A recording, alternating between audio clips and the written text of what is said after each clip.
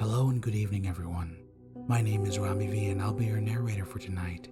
Tonight's chilling tale is entitled, I've Discovered the Meaning of Life, and Now I'm Selling It to the Highest Bidder, by Reddit user Christopher Maxim. So sit back, relax, and enjoy. So I've discovered the meaning of life, or at least what my eager customers are led to believe. You see, 2 or 3 times a month, I post a listing titled, The Meaning of Life, to various auction sites. I couple it with sappy pictures of a sunset or a rainbow, and a description that reads, all views are subjective, results may vary. Most people wouldn't bat an eye at such a ridiculous listing, but there are some gullible folks out there that take the bait. When the bidding ends, I usually take home anywhere between $5 to $12. After I receive my money via PayPal, I ship out the item. What is the item, you might ask?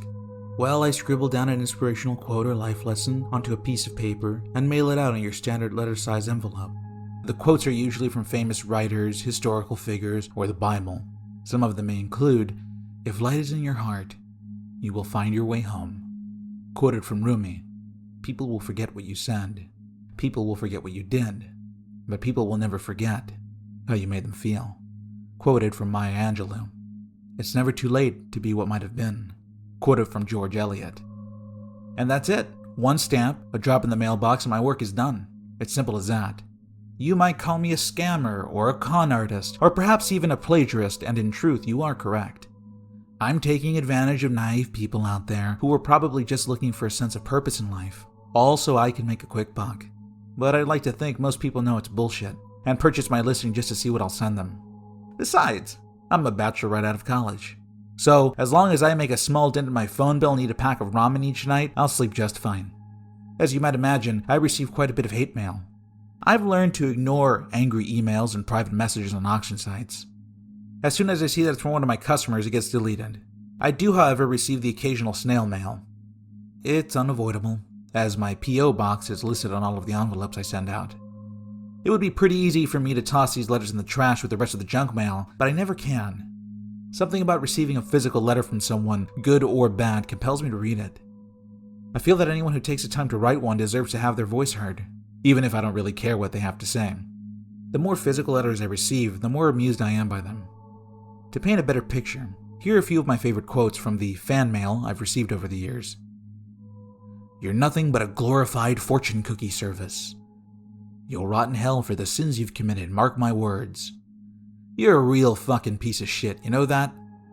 It's reached the point where reading these letters has become a highlight of my week. I've even tacked up some of the better ones on a corkboard in my bedroom. You might think it's sick and a little messed up, but I think it's hilarious. Not all the letters I receive are bad. There's one guy by the name of Red, no last name, that's all he ever writes above his return address, who mails me constantly. He sends me inspirational quotes in exchange for mine. I assume he's a repeat buyer who enjoys paying for and receiving cheerful messages in his mailbox every now and then. A man of class and dignity. My kind of customer. The first quote Red ever sent me was, the fear of death follows from the fear of life. A man who lives fully is prepared to die at any time. From Mark Twain. This was a first-grade impression, as Mark Twain is one of my favorite authors. The returned quote was much appreciated. As such, I hung it up next to the hate mail on my corkboard. Some of the things Red sends me, however, are not corkboard material. Some of the quotes he sends me are morbid and depressing. He'll mail me small packages containing little trinkets that I have no use for. It's a little weird, but I figure the guy is depressed and just needs a friend. Maybe the quotes he buys from me are the only thing he has to look forward to each morning. Perhaps the things he sends me are his way of saying thanks. To me, it's a validation that what I'm doing isn't completely sleazy. But here's where things get weird. Today, I received another envelope from Red. I smiled when I pulled it out of my P.O. box.